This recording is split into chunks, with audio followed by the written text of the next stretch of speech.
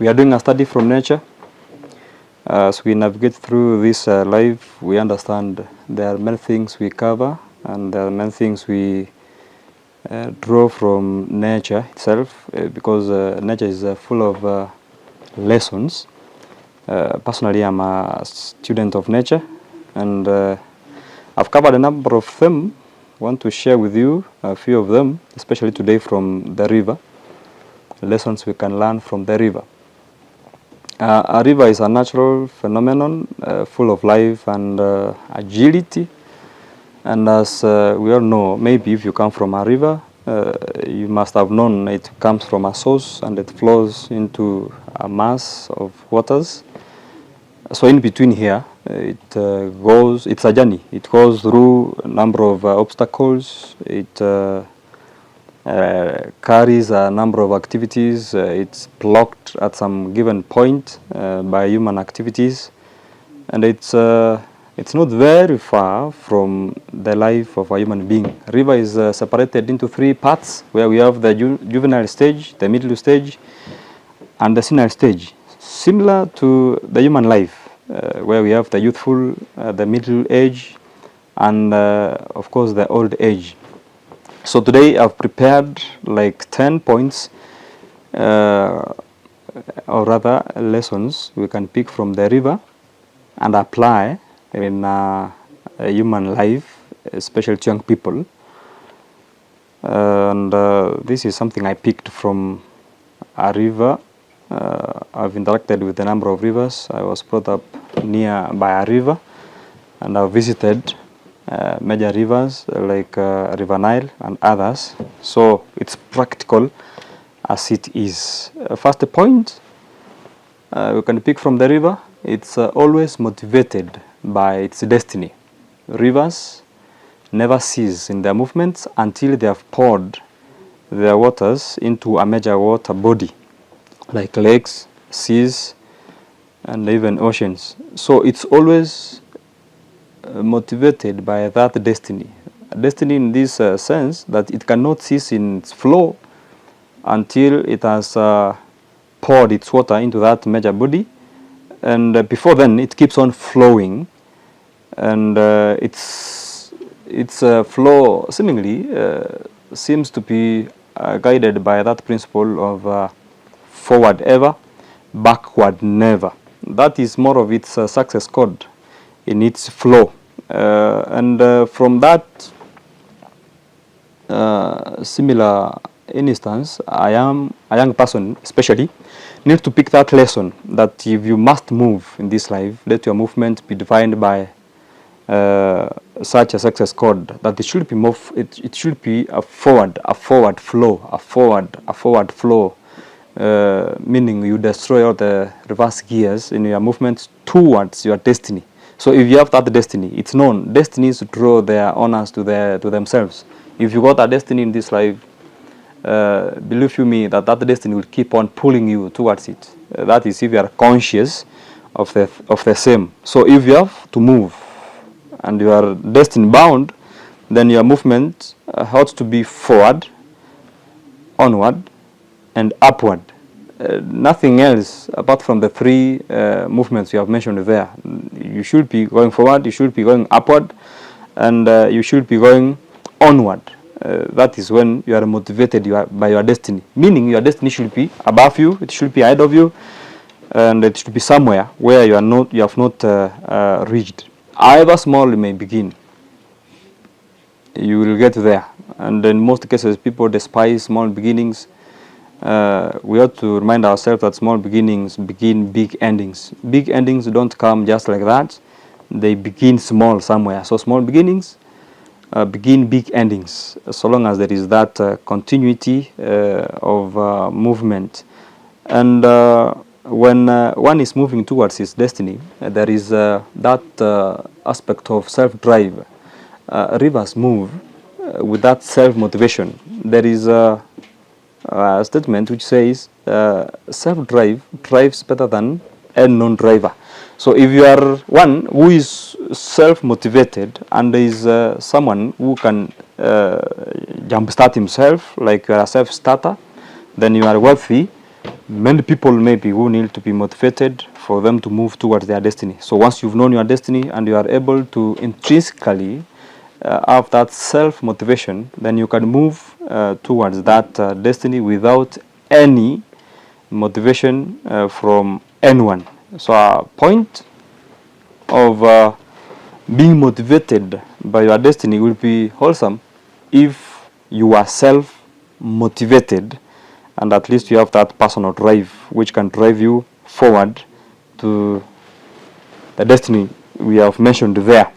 Another lesson maybe we can pick from this river is the rivers are very strong at youthful stage.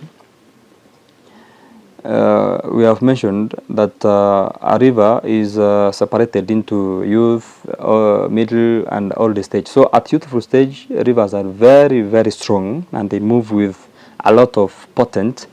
They flow quickly with lots of energy, and in most cases eroding much of the materials on this way, which will be deposited at the old stage. It is very meticulous and majestic in its flow at this youthful stage. When you look at its river channel, youthful stage of a river is always smooth, and it is V-shaped, meaning it cuts the rocks as it moves, and it makes it smooth, meaning it carries everything it gets at this stage. And in most cases, major rivers gain their maiden names and are classified maybe as a major or a minor river, as a youthful river. So at youthful stage, one gains his title of life. Most people we know here, people in this life, most people, even the people recorded in the Bible, most of them talk of Moses. We meet him as a young person, as a child. Talk of Joseph, we meet him as a youth. Talk of David, we meet him as a young person, herding his flock. Talk of Samson, we meet him as a young person. Most people, most prominent people, be it in the classical areas, be it in the Bible, be it in the secular world, wherever we just mention them, we meet them as young people. So they have shaped their environment, they have shaped their histories as young people. Similar to the river, most rivers are known, whether they will be major rivers or minor rivers, when they are at their youthful stage. And that means young people have always played a role in creating great histories. So as a young person, you need to be conscious of this and pick this lesson from the river, that you don't need to flow into that old age for you to make a mark maybe in this life, but you can make it as a young person. Youthhood is known to be a powerhouse of any society, youthhood. And as such, even the economy status of a given locality, of a given nation, is shaped by young people, especially those people who are ready to conquer the economy, to conquer the future. So at this moment, I need to remind you that there is a principle called principle of compensation. And this principle of compensation is well picked from the river. Like, if the river does not do what it ought to be done at that age as a youth, it will be forced to do it when downstream, maybe when its potent has been eroded. And that will be cumbersome to it, because it will not have that agility. It will not be so meticulous and majestic as we have seen from the previous points. So as a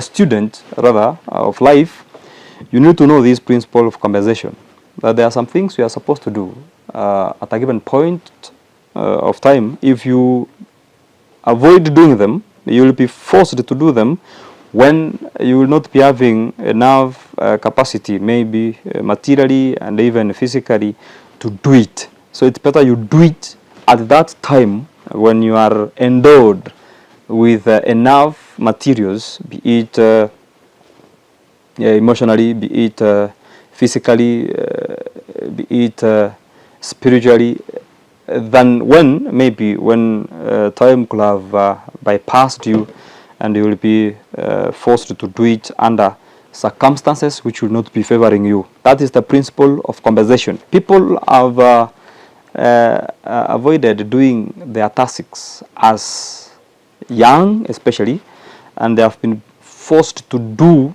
what they were supposed to do as young people when they are old, and in most cases they do it with tears. That's our point there, that as the river is strong at that youthful stage, anyone ought to carry out the activities at that age with strength. Even when you meet with naysayers and the critics, you don't need to listen to them, because even the old Bible says, don't allow anyone to look down upon you as a young person just because you are young. Carry out your duties with the strength. Carry out your duties meticulously and majestically, because that is the time you are able to do them as you've been blessed with that capacity. We move to the next point. Rivers are very persistent. Point number 3.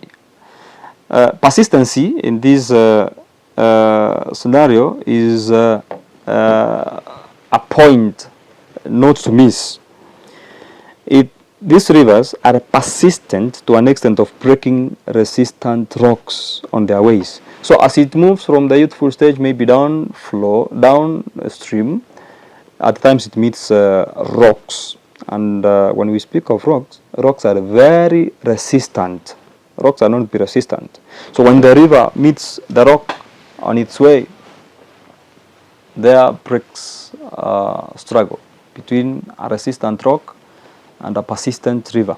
So rivers are known to be persistent, and because of that persistency, they win that struggle. When persistency meets resistancy, persistently, persistency wins. When persistency meets resistancy, persistently, persistency wins. So rivers win the struggle between them and the resistant rock, not because they are strong, but because they are persistent. A point to note there: persist always to win or to finish what you begin.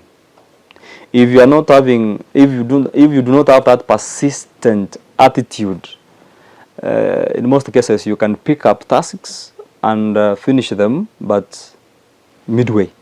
So if you do not finish most of the tasks maybe assigned to you, or rather begun willingly, then it means you are not persistent. And you need to take this lesson from the river, that you need to be persistent. They say winners are losers who keep on trying.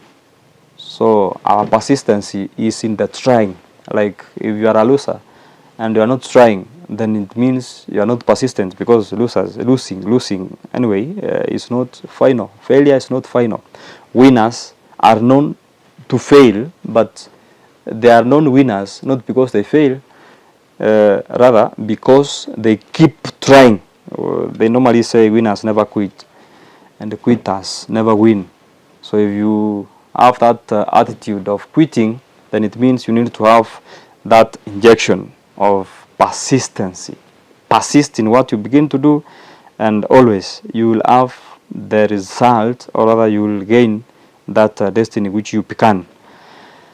Point number 4, the river. From the youthful stage, we found that it carries anything it finds on the way. So whatever it carries, if it's a stone, it becomes burdensome, and that's a burden. So it uses its burden to create its way. That's our point. Rivers use their burdens to create their ways. When you look at the river channel, in most cases when the water flows from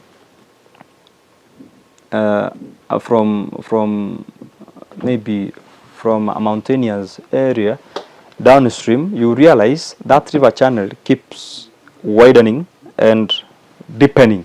What does that mean? If it carried a stone, for instance, from the youthful stage, it will use that stone to hit against the river banks and against the riverbeds. And at the end of the day, as it keeps moving, the river channel widens because that stone hit against the river bank, it scoops some soils, it scoops some materials. And if it's scooped enough of them, then it means it has increased that width, that river channel horizontally. And if the same stone was used to hit the ground, that is the riverbed, it will also deepen the river channel. At the end of it all, you realize the stone, which was a burden, has been used meaningfully to create that river course vertically and horizontally. How do you use your burdens? People have burdens. How do you use your burdens? It's not good to run away from the burdens. When you read the whole book, somewhere in the book of Lamentation, chapter 3, verse 27, it says, it's good for a man to bear the yoke while young. So young people have that endowment to carry some burdens.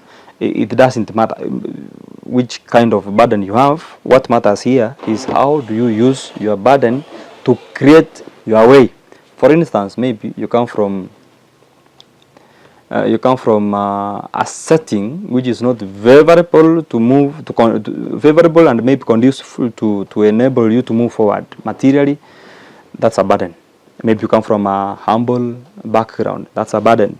Maybe you come from a dysfunctional family where your parents, that's your mother and father, don't see each other. They don't see face to face. They don't meet face to face because they are not even living together. Maybe they have separated. Maybe they have divorced, and that becomes a burden to you as a young person.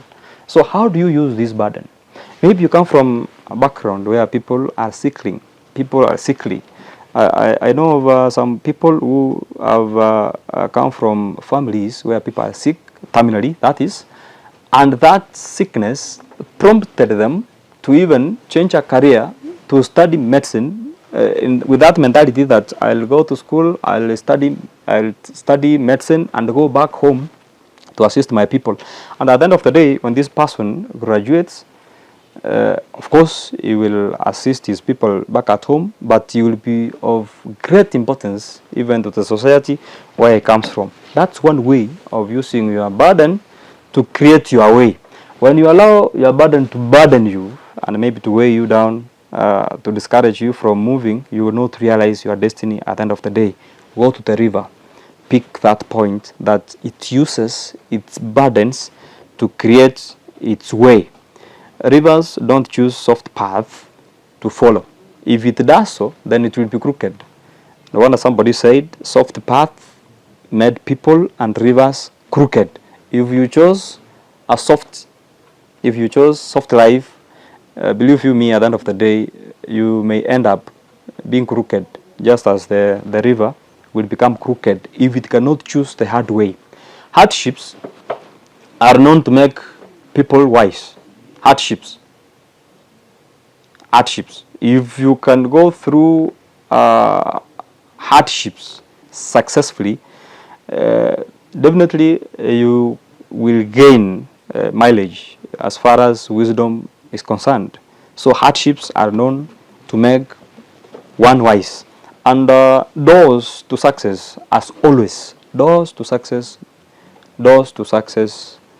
swings on hinges of adversity. I mentioned of people who have made it in life at an age. When you follow these people maybe and cover full details, just pick a number of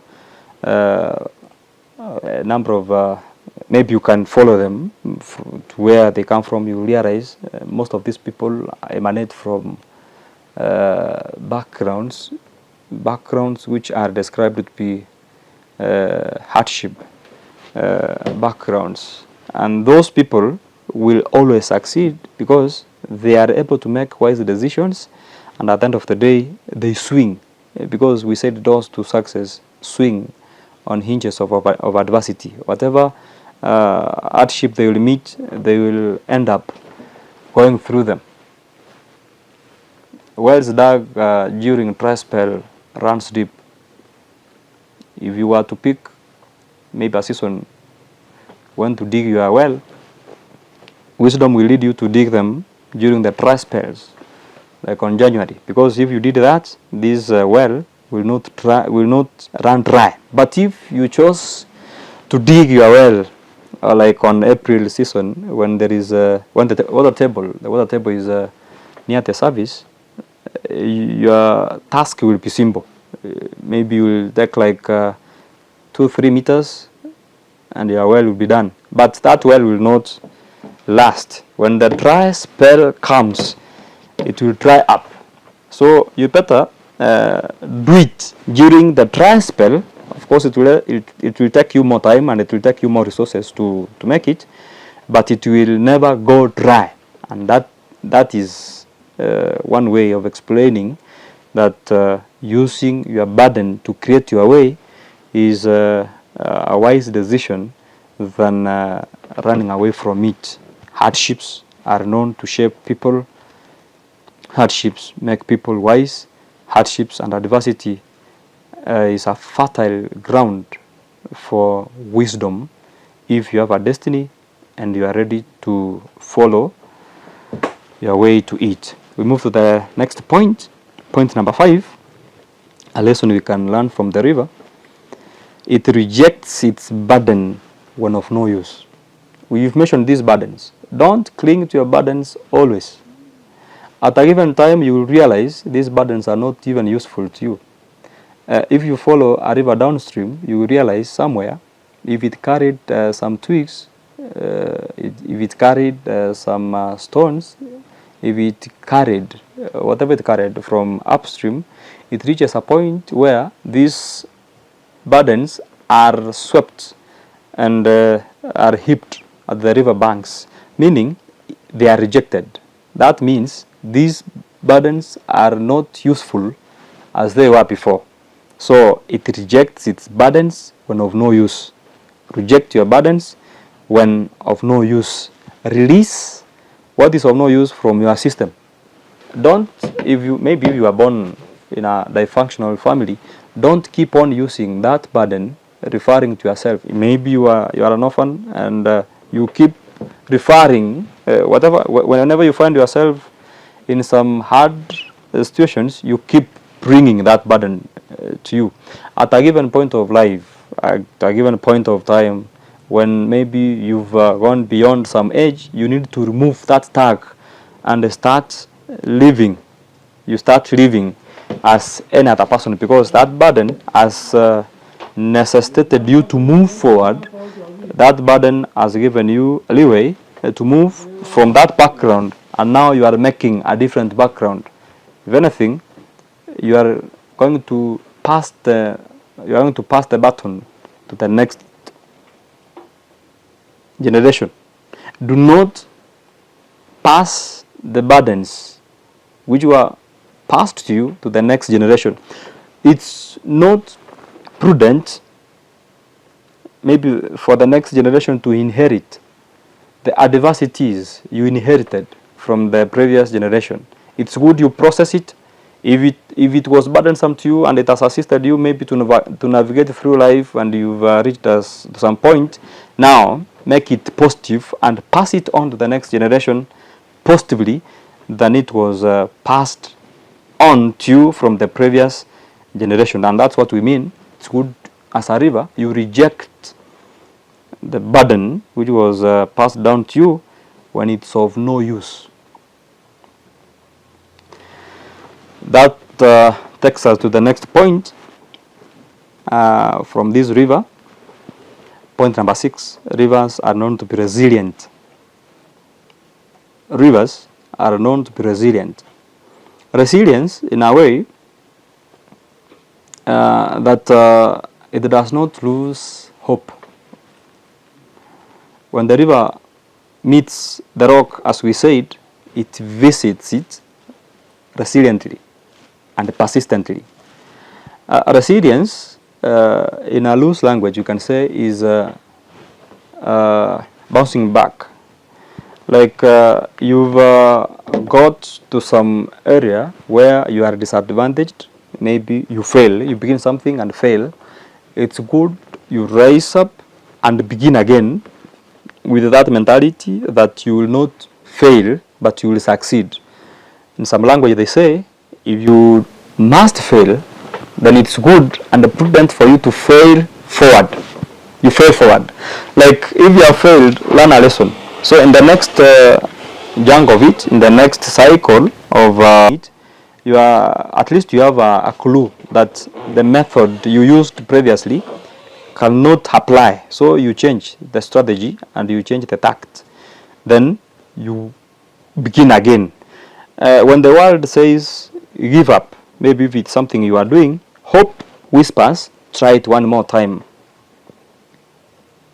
Now, when you are trying it one more time, it means you could have changed the strategy. It's only a fool who does not change. And if you are not ready to embrace change, they say change will change you and it will leave you with injuries. So it's better you be resilient, but you don't become resilient with that stupid mentality. You are resilient, yes, but change the tact, change the approach, change the procedure, and at the end of the day, don't give up, because you will have a breakthrough if you are resilient. You should not lose hope whatsoever.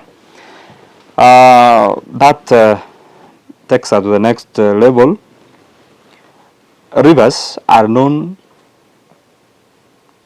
to get some interruptions when they move on the way. So our point number 7 will be, in its rest, it rejuvenates. In its rest, it rejuvenates. Rivers move, and because of maybe human activities, they meet with some adversities, with some interruptions. Like if there was a program maybe to build water dam, the river will flow and it will pour its water into that water dam, but that is not its destiny. So in a way, it will rest for some time before it keeps flowing towards its major destiny. And because of that, then there is something we need to cover from this rest. Because after resting, the strength the river will pick from that rest will be even stronger than the strength it poured into that river dam. We've heard of dams breaking their banks and killing people downstream, meaning the potent by which they pick their flow is stronger than one which they came into that dam.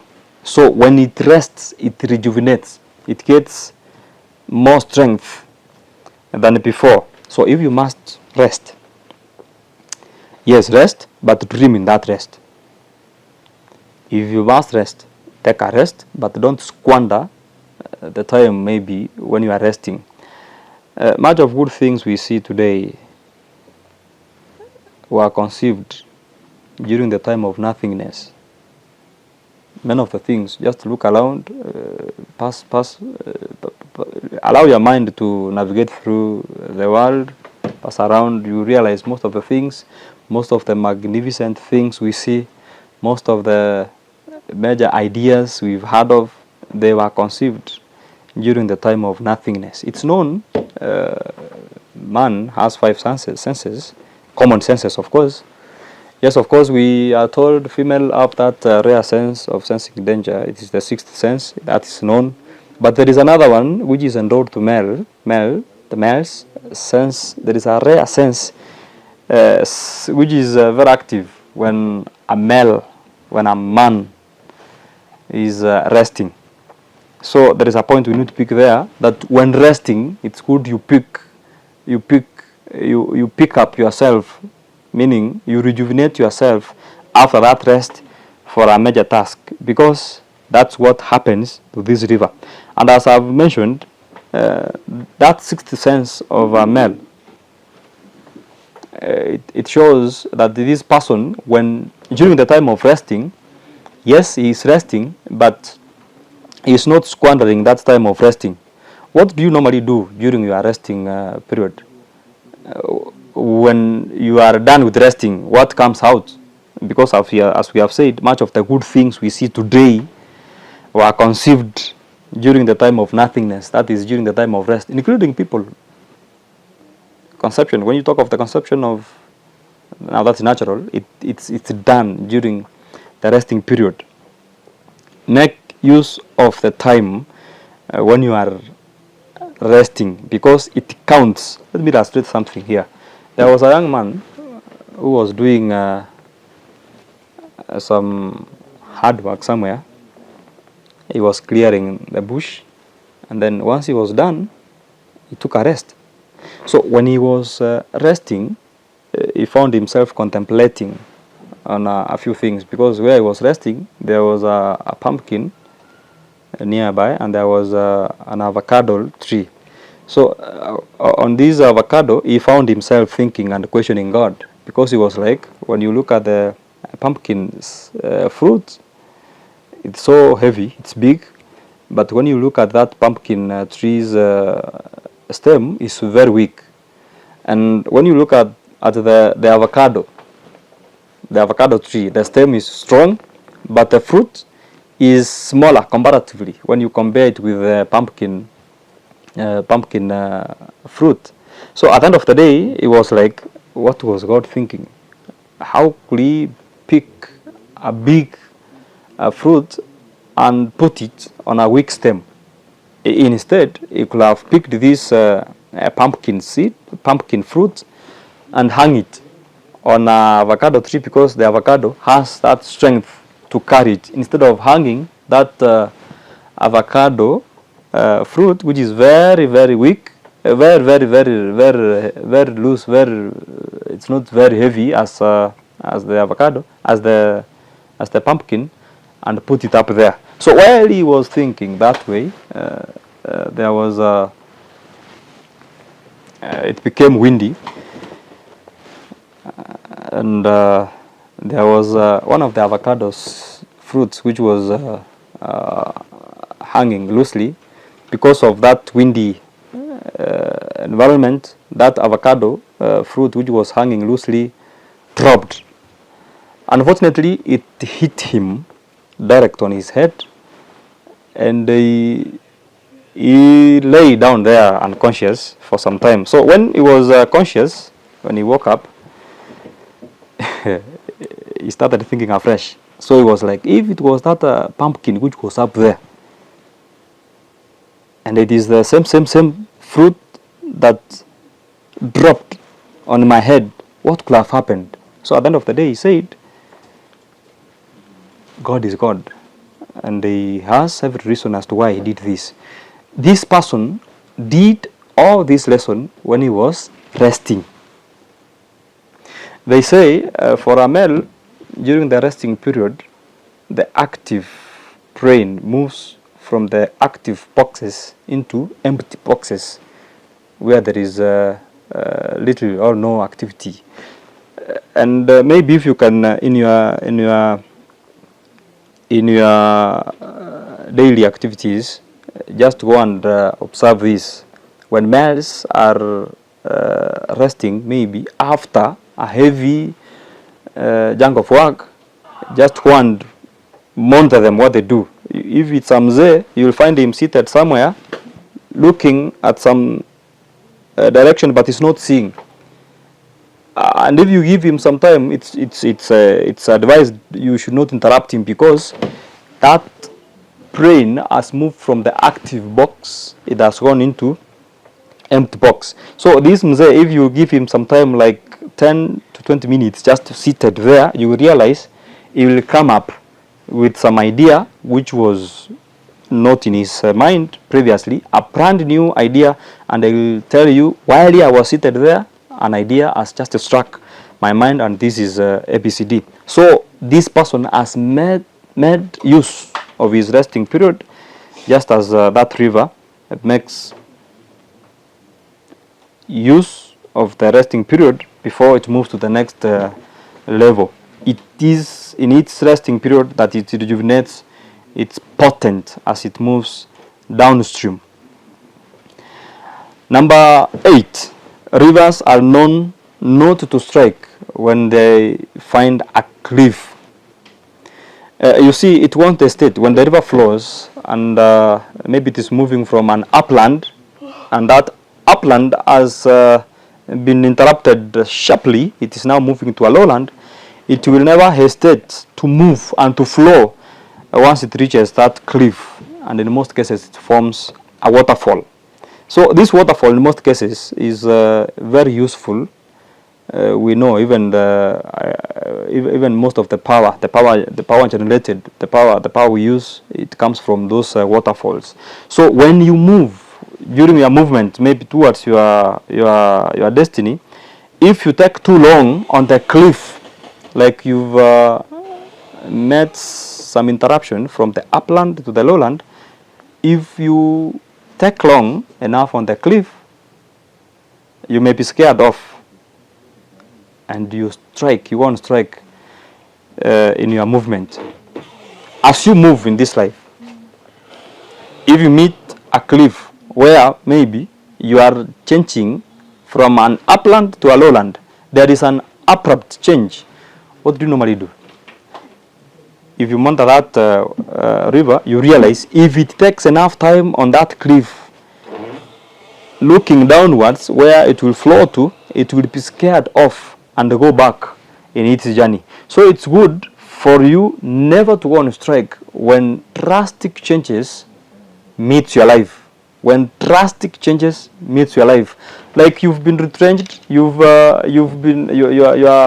workstation maybe has changed drastically, maybe your employer has changed, has decided to change things. Suddenly, something has happened. You should not be in a position maybe to allow your mind to be unconscious. Never lose your mind when such things happen. Keep flowing. Like if you had a destiny and you have not realized your destiny, then this has happened. You will keep on flowing, and if your movement will keep on going, like if your movement will be continuous, you will realize that sudden change of things will not be negative to you. However negative it is, you will change it to positive, and at the end of the day, even people around you will realize you have made it through that cliff and you have continued towards your destiny. Point number 9, which is the second last in our study today: if rivers get blocked in its way, it finds a new way. Point there is, if blocked, it finds a way. If the river is blocked, it finds a way. As we have said and mentioned it earlier on, rivers are known to flow in most cases over the rocks, and during its flow, if by instance it meets now a resistant rock which blocks it, it must find a way. It moves or navigates through that rock, and in most cases it has 4 options. It can go over that blockage, it can go beside that blockage, it can go beneath that blockage, and in most cases when rivers go beneath whatever is barring them, they form what we call disappearing rivers. And it can also go through that blockage, and what it prioritizes, most rivers prioritize going through the blockage. If something has blocked your movement towards your destiny, always find the way. And the most successful one is when you find strength to go through whatever has blocked you. If maybe you never made it to the next room, for example, if we say you are moving and people were assembling in the next room, you didn't make it through the known doors and there are available cracks somewhere, make use of those cracks so long as you find yourself in the next room. Because if somebody came maybe to take stock of those people who are in the next room, he will not have time to ask how they found their way there. Those who went through the door and those who went through the hips, those who went through the cracks will be counted as people present in the next room. So in this life, if you are flowing, if you are moving from one level to the other, if you are transiting from one place to the other, and you realize that the most direct way, the most direct route has not maybe favored you to move to the next level, and there are available ways through which you can move to find yourself in the next room. Make use of them, so long as you move and you transit to the next level.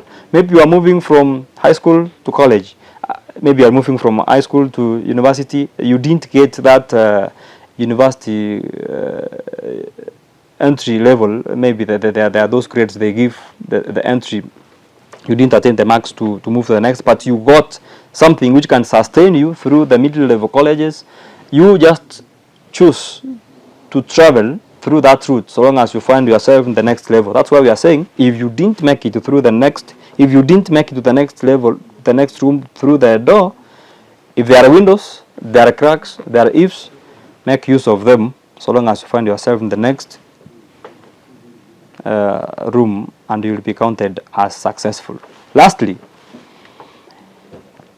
when you follow the river downstream, you realize it rewards anything which it comes into contact with.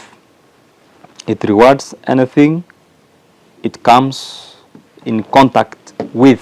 If you are in a raised ground, maybe if you take a flight, you will realize when you look downwards, the trees which are near the river are more healthy. They are darker in color. They are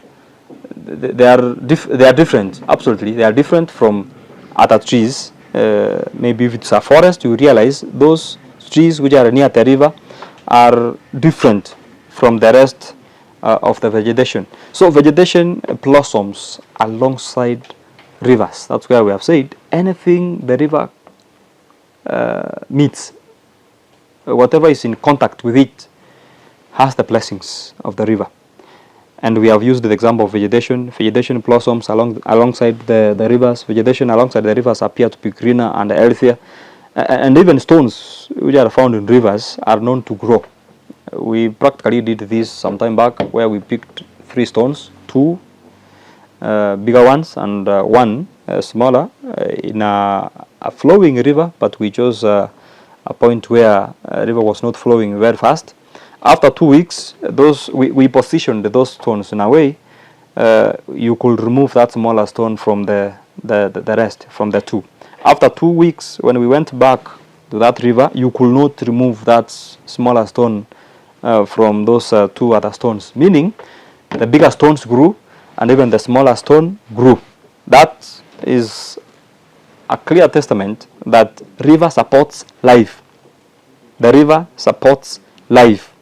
That's why anything which comes into its contact is always blessed. It blossoms, it grows. Even the whole book, the book of Psalms chapter 1 verse 3, it says, a person who is mentioned from verse 1 downwards says, he is likened, that this person will grow, this person will blossom. He is likened to trees which are planted by the rivers, which bear their fruits in all seasons, because they are just grown beside the rivers.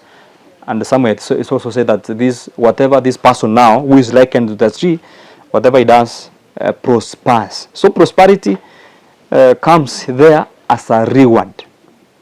What do we want to say here? If you have picked a lesson from this river, how are you of importance to those people who are close to you? How do you reward those people who are close to you from the immediate environment, maybe from your family setting, from the extended family, from the nuclear family? If you are in an institution, those people who are around you, how do they benefit from you? Meaning, if they are not benefiting from you, just like that river, then your occurrence, your life is useless.